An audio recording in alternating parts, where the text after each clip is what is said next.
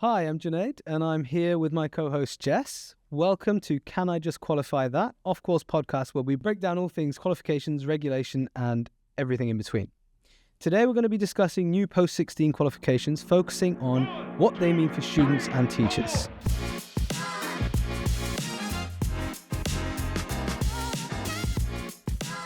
But before we get into that, Jess, what have you been up to? Well, interestingly, mainly been talking about new qualifications. So, been doing quite a lot of work, speaking to schools and colleges and their representative bodies and UCAS and other organisations to sort of get their views on these new qualifications that we're going to be talking about today. Cool. How about you? Similar, though not so much about the qualifications we're going to be talking about today. So today we're looking at V-levels and the vocational space, but I work in the general qualifications team, so I've been looking at lots of subject content for the reformed GCSEs, which are part of the phase one set of quals. So yeah, this has been interesting time. Lots of content to be looking at and grappling with. Now, shall we introduce Catherine? Let's. So, hello, Catherine. Welcome to the podcast. Hope you're well. Can we first hear a little bit more about you and your background and what's drawn you to this area of work? Yeah, of course. Thanks. And hi, everyone. I started off work at Ofqual in 2016. Interestingly enough, I joined to work on qualification reform. So it's something I've always worked on. In 2016 was when there was a big review of technical education, the Sainsbury Review, as it's known as.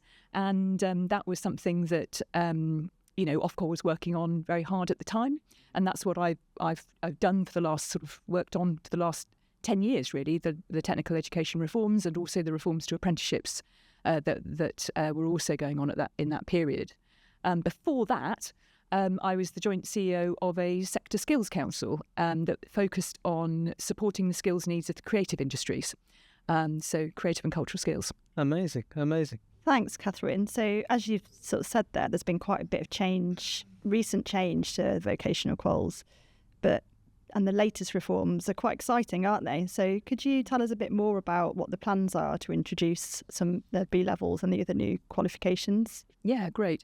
So V-levels are the key jewel in the crown of the new reforms, as it were, and they are going to be introduced from 2027, so September next year, will be the first 3 V-levels available. They'll be available in accounting and finance, in digital, and in education. And they will be 2-year programmes that young people can take alongside an A-level, for example, or they could take 3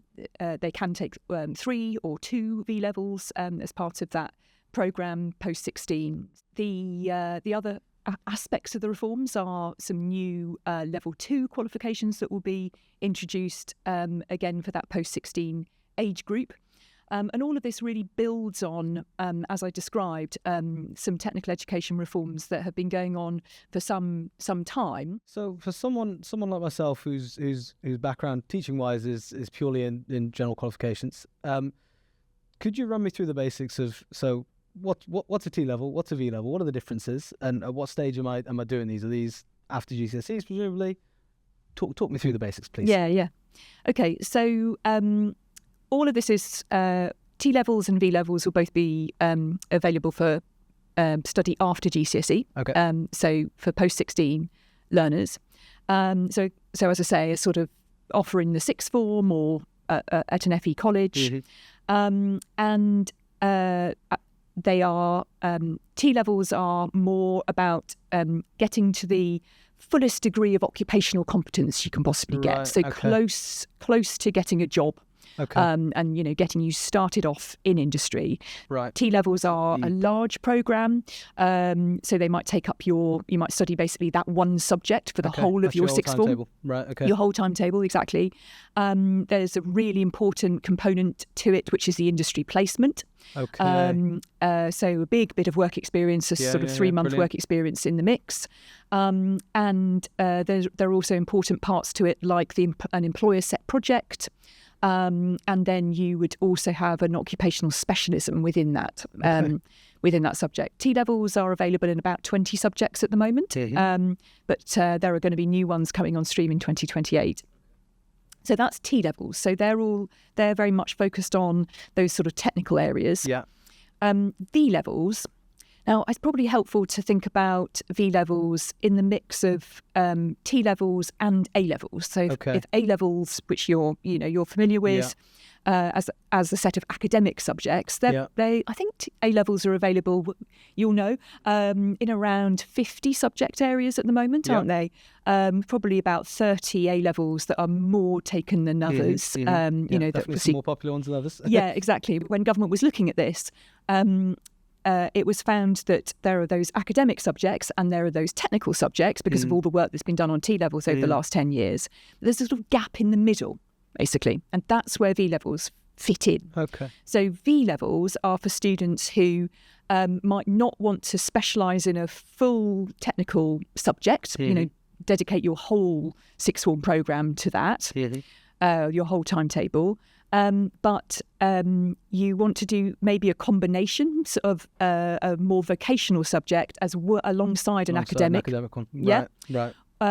So they'll be available in subjects like, as I said, accounting and finance, digital, education. So definitely got a more vocational flavour to them. Okay. But they won't be as large as a T-level. So you can take it alongside two A-levels, for example. It's the same size as an A-level. So it's just a sort of third of your timetable in that sense. I can see that being quite helpful, I think, for students who perhaps aren't, or probably as many students at that stage maybe aren't sure what they're going to be doing next. Am I going to go to university, or do I want to start a job basically after I've finished college? They seem like quite a helpful sort of in the middle ground sort of stepping stone there, That's exactly I've still right. got the academic route. So there's quite a nice offer there then for students that have taken their GCSEs and thinking about their next steps, and there's those sort of distinct routes that they'll be able to choose from. Yeah, exactly. And I think one thing that's really important, and I want to underline, is that we don't see, V-levels are distinct from A-levels. They are in those vocational subjects, but they'll also be highly likely structured slightly differently. There'll be a more modular type of assessment, and it will have a much more kind of practical angle to them than the sort of A-levels, which are much more sort of exam-based. Yeah. There's quite a lot of concern at the moment, isn't there, about that preparation for work for young people. And we know there's a lot of young people that aren't in education, employment or training. So how do you think these new qualifications might help to support or sort of solve that problem? Will it go far to solving that problem?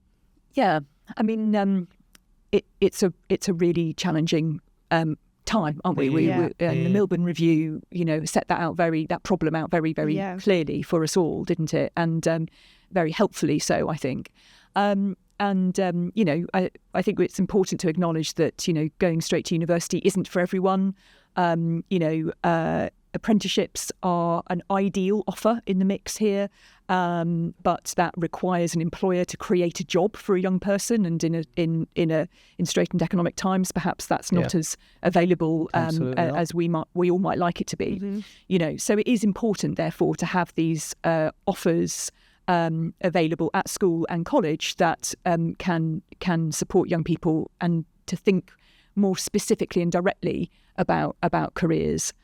Obviously, there are vocational qualifications at the moment, and that's very much important and encouraged, and very much in the mix right now. But what this new offer will be, I think, and the reason these reforms will make a difference, is because at the moment it is easy for an employer to understand. If you've got an economics A-level, we know what that is, and we know what an A in an economics A-level means. And we know what a B and a C means as well, right? Yeah, sure. And universities understand what that looks like, and these qualifications are well known and well used. Point value for UCAS, etc. All of those things. Systems are in place for these, And what we want to have happen is for that to be the case for vocational subjects as well. Yeah. We want there to be parity, right? Exactly, Yeah. That's important, but also there to be a sort of known list of subjects that government has mandated and approved, and that can be therefore better known to employers and universities, because of course V level should be an access route, in a progression route into university as well. Absolutely. By government mandating those subjects, it makes sure that there's a much more consistent and coherent approach for everybody. So if you consider where qualifications have been in the past and what's been available for schools and colleges to take on for their students in the past, it's been quite a range of different qualifications available, right? And they have what's been allowed to happen is for awarding organisations to choose to develop the size and shape and subject on their own. And that's in many ways served the economy really well, and flexibility. Could very be a good flexible, thing, right? very responsive, all of that sort of thing. But I think that remains important in other parts of the training landscape. You know, for adults and for professional development and all of that. That remains very important. Yeah, make sure it actually happens, right? Exactly. Yeah. Make sure it happens, but also that those subjects are well articulated, that there is qualification content and curriculum that's set at a national level, so that, as I said, if in the same way as your A-level economics syllabus is the same in every school or college in the country, this is going to be the case for vocational subjects as well. And that's we haven't had that for a very long time. And then from 2027, we'll see more V-levels introduced into schools and colleges. Yes, exactly. So I think we'll probably end up with 20 or 30 different sort of V-level subjects available in due course. And yes, they'll be staggered. So 2027 the first 3, but probably a further 11 in 2028 and others from there. So that's what that's what the government's announced so far. And I mean, these subjects are going to evolve very carefully, because one of the things that's really important in the mix is that people get to have a say on what the qualification content is and what's going to be in the curriculum in that respect. So that's an important kind of conversation to have. That will be all of that content is being publicly consulted on. People will be invited to have their say, and I'm really excited about different people's voices in the mix of that. Absolutely. And really talking about what's important in terms of what those subjects contain. Yeah, I mean, that's really important, isn't it, to get the balance, to make sure that the qualifications are meaningful for the employers that are going to be using them for recruiting decisions, but also to make sure that in practical terms that schools and colleges can deliver them, because that's always... Teaching expertise, there's so many things that pressures on the colleges, right? There's so many things to think about, isn't there, when qualifications are introduced, and making sure it all fits together. Yeah, I think that's right. And one of the things I'm really excited about as well in the mix is the idea of developing communities of practice amongst teachers, because... What does that mean? Expand on that. Yeah, if you think about, so if you teach maths, you